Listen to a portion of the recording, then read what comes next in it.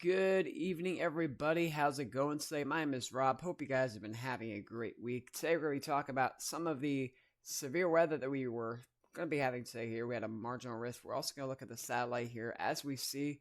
Looking at parts of the western U.S., so you can see here, we have this area of low pressure that is coming in. And that's eventually going to be our severe weather maker for tomorrow for portions of Iowa, Nebraska, maybe even parts of Kansas for tomorrow. So let's kind of talk about here what the hazards that we have for tomorrow. As you can see, we do have quite a bit of happening right now in severe weather and winter weather.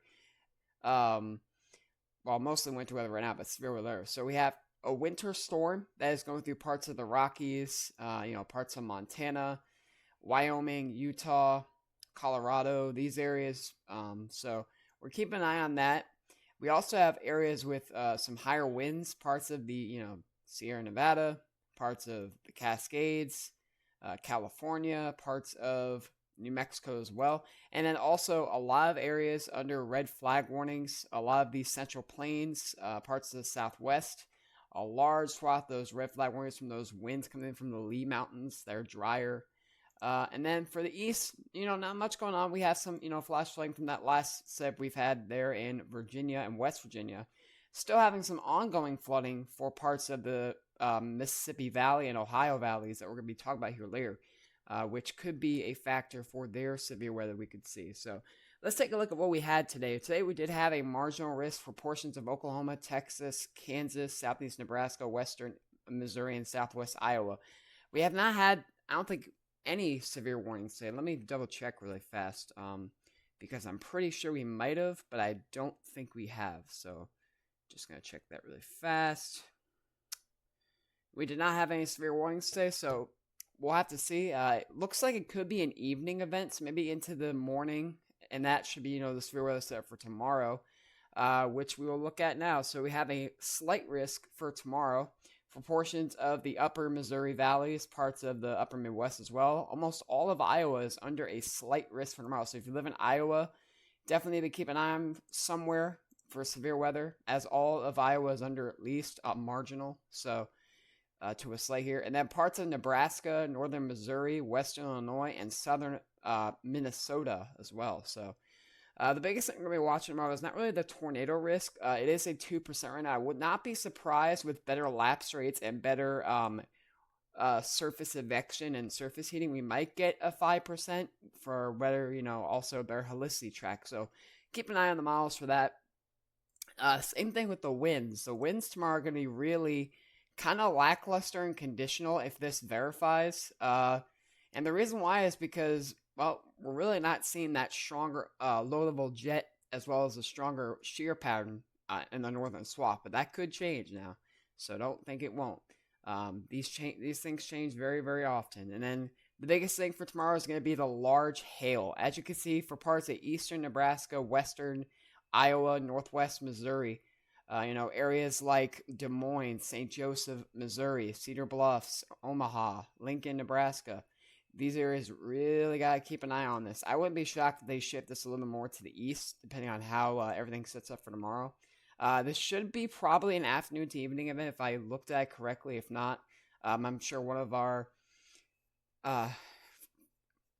members in the Discord. By the way, guys, we do have a Discord, as we said last time. Make sure you guys check us out. It is pinned in the description of the video. So that is for tomorrow. As we get into let's see, that's going to be Thursday.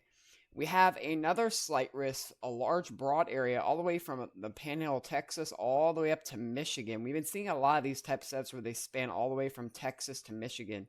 So we're going to be seeing that, a larger scale system, probably a more severe system as well, depending on how things set up. So we'll have to keep an eye on that. And it continues into Easter weekend here for, I believe this is Friday. Let me make sure. Yeah, this is for Friday, I believe. No, sorry. This is going to be Saturday. So the last one was Friday. This is Saturday. My apologies, guys. So for Saturday, we have another, like I said, large area all the way from Texas all the way up to Pennsylvania.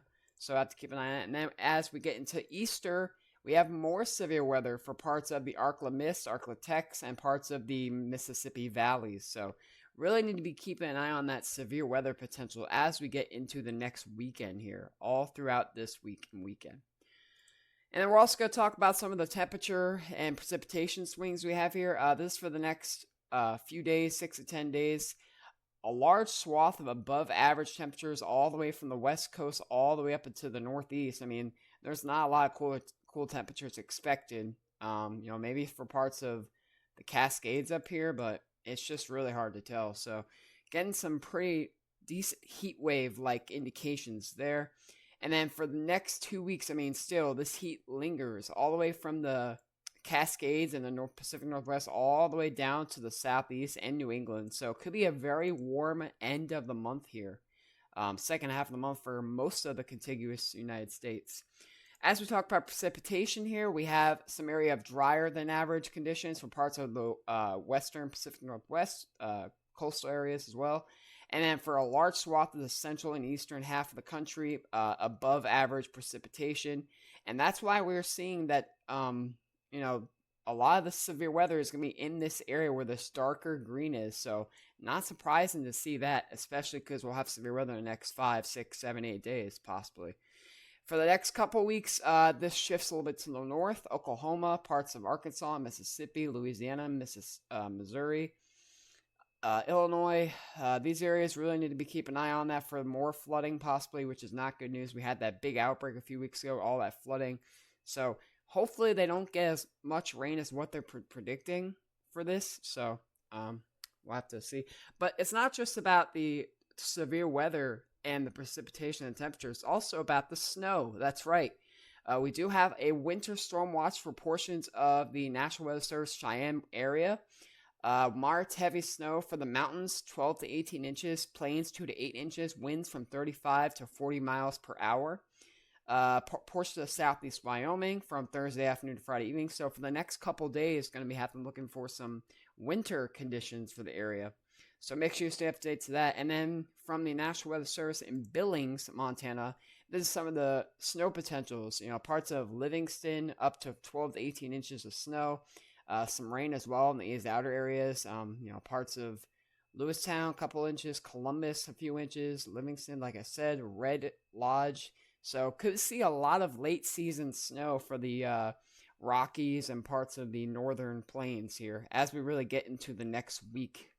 Into the weekend. So hope you guys enjoyed that video. Thank you so much for watching. We'll be back for more updates. If you guys haven't checked us out on YouTube, Discord, like I said, check us out. Again, thanks for watching. My name is Rob. We'll see you next time. Remember to experience the extreme with EWV. And as always, have a great rest of your day.